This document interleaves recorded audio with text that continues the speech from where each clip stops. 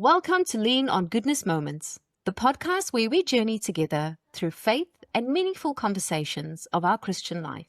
Today in the podcast, we will explore the Paschal mystery. Now, the Paschal mystery is a central concept of Christian faith, referring to the saving work of Jesus Christ through his passion, death, resurrection, and ascension, by which humanity is redeemed and reconciled to God. Let's explore this further and start with the biblical meaning of Paschal. The Paschal lamb is associated with Passover, and the Passover was about the final plague that was inflicted on Egypt for not letting the Israelites go or return to their homeland. And it was then said to the Israelites that they were to paint the door stiles of their homes with the blood of a lamb. And every household, in fact, everyone in Egypt was given that message. The Israelites took this very seriously, and they painted their doorposts with the blood of the lamb, and all within their home was saved. But those whose homes, which were predominantly the Egyptians, were not painted with the blood of the lamb, the firstborn of everything, of their children or their stock, their animals, and so on, were put to death by the angel of death. Christ was with his family in Jerusalem. I think they came together to celebrate the Passover. The Passover was celebrated religiously every year, and people made this pilgrimage to be together for this very special occasion. And there was generally the traditional Passover meal that was put in place. And it just happened to be that at this time, they conspired against Christ and arranged his crucifixion, his death. And these were the elders and the priests of the Hebrew people. But this was also the will of God. And it's quite amazing how this was all associated. And so the outcome is that the death of Christ, the resurrection of Christ, and the ascension of Christ, he became the Paschal lamb.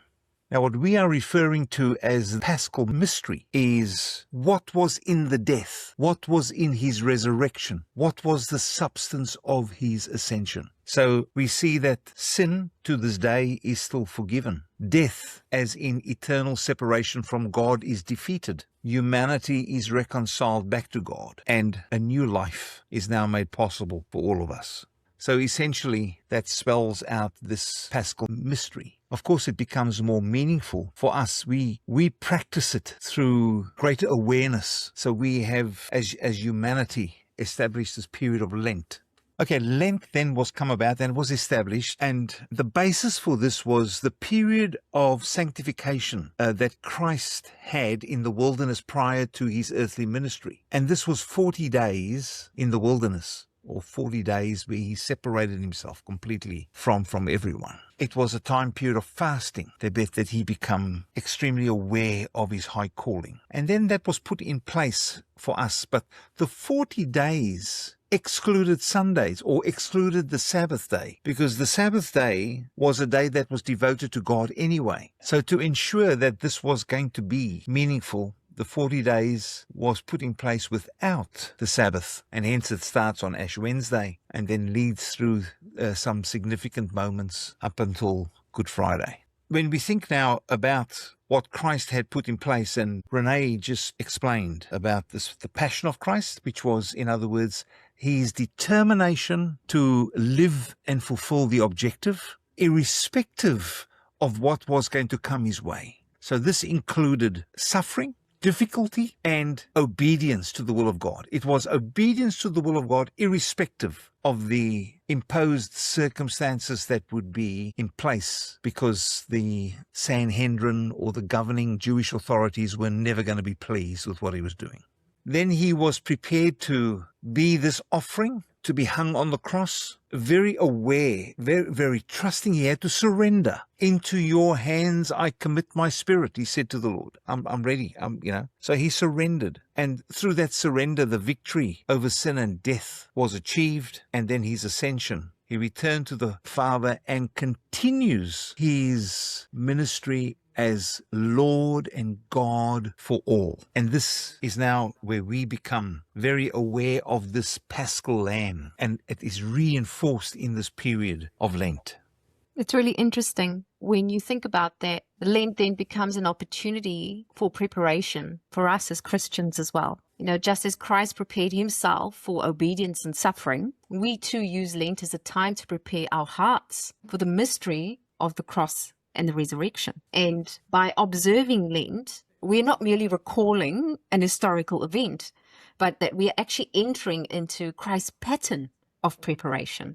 Lent invites us to face temptation honestly, practice obedience in daily life, and deepen trust in God rather than self-sufficiency. And I think this is a central word that we talked about quite a bit, is surrender.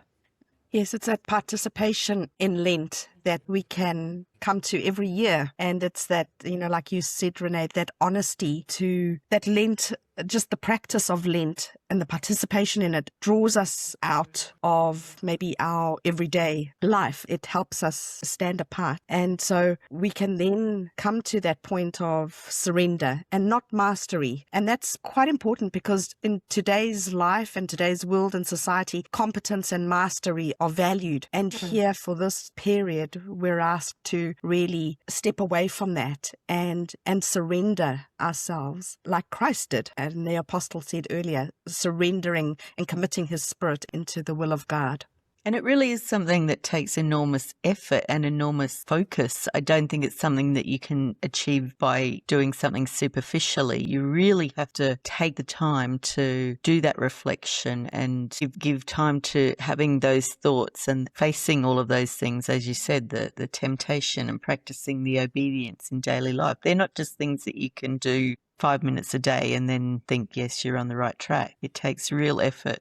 It does. It's interesting because when we started our preparation for this, and the apostle talked about Paschal mystery, and I thought, wow, why wouldn't we just say Lent or the Lamb of God, the sacrifice of the Lamb? But when you consider those words together, Paschal mystery, but you focus on the word mystery, I think, though, is also a reminder for us as Christians and as children of God that there will always be elements of our faith and there will be elements of God that we will never understand, that will remain a mystery to us. And Lent is this opportunity to also silence the need to understand everything, to find the answers for everything to do. We live in a world where it's all about searching, discovery, find, and seek. But sometimes in silence, we also have to surrender and accept that we will never fully understand God in his fullness. We were speaking earlier and Renee highlighted the fact that followers and believers are invited to face temptation honestly. What does that actually mean? Sometimes we are tempted, but there is a degree of denial. There's biblical precedence that allows us to also see and think of those who did fantastic things. Now, this 40 days in the wilderness that Christ did is also compared with Moses was on Mount Sinai for 40 days when he received the 10 Commandments. In that 40 days, what did he eat? I'm sure that God would have provided something, but I'm also very sure that it was a time of fasting, a time of separating. And here's this temptation. When we are in that situation, we react very quickly. I know where the fridge is. And if the fridge is empty, there's plenty of places that are open 24 hours a day these days. But that wasn't for Mount Sinai. And then Elijah's journey. Elijah had just left Carmel, where he had destroyed the priest of Baal, or this whole belief in Baal. And he tried to help people, and he found himself in despair. And we read how he sat under this juniper tree and tree of evil sayings, where he said, Lord, you must take me now, because no one believes. I'm the only one who still has belief. And then he fell asleep, and an angel came and woke him, and he said, there's a cruse of water you need to drink, and there's a bread baked for you that you must eat. The journey that is ahead is a great one. And he had something, a little bit of drink, and he had a little bit of bread, and he fell asleep again. And then the angel woke him again. Come, you must eat and drink. Then we read for 40 days he walked to Horeb. No Chiliban, no Esky. He had to deal with his humanity. And then eventually, when he was in this cave where Moses had been previously, God says to him, what are you doing here? And the only thing that he could think of, I'm the only one who still believes. Now we know that God showed him all the destructive powers of the earth, the wind and the earthquake and the fire. He saw all of these things. But then God said to him, there was this voice. He says, I've got work for you to do. Go and anoint the future king of one country and then the future king for the people of Israel. And then go and ordain the next prophet for Israel, Elisha. And then the Lord said, and there are 7,000 who have not yet bowed down to Baal. Go and find them. You know, after everything that you read that Elijah had been through, I am willing to suggest that he had reached that point of single-mindedness. He dealt with his temptation very honestly. He practiced his obedience of faith, and his trust in God had reached a point. Now, he was no longer dependent on his skills and his knowledge and his talents that he knew, I have control here and there. That was no longer an issue. God gave him a word. And it was really it must have been a moving moment. And that's what Lent is for us. We have to separate ourselves from all this. We have to think about Christ's journey. And we've got these examples in Moses, and we've got this example in Elijah. These things that occurred thousands of years ago are still relevant, because this is actually what we're dealing with, each and every one of us, to be totally honest. Because as I said earlier, it's very easy to step into denial. Very simple. I deserve Italian-made shoes. It's very easy to step into that. So now when we think about this whole thing, Christ in our lives, his blood, is that on my doorpost? When I walk through the door of my life, what God has given me, is that footprint of Christ present? And that single-minded desire to obediently fulfill the will of God. Oh, there's so many distractions. I mean, these are all these little anomalies we can throw up, because let's be honest, in our humanity, we do experience them. I think the question posed then is, are we willing to face our humanity? If you think about that, you talked about Elijah being on that journey for 40 days, and in that time, he really had to face his humanity. And I think for many of us, we avoid facing our humanity because we have these distractions. And like you said, Apostle, it's easy just to, keep something to the side. I'm just going to keep this little thing for myself. But when you consider that Christ made the ultimate sacrifice, we experience the blessing of that sacrifice. And simply we have an opportunity during the period of Lent to face our own humanity, the things that we perhaps want to hold on to, the things that we need to overcome. And it is grace when you really think about it. Lent is a time of grace. Apostle, deacons, thank you for joining me today on part 1 of the Paschal Mystery podcast. I look forward to continuing our discussion on the next podcast and exploring the core events of the Paschal Mystery. Thank you. Thank you. Thank you.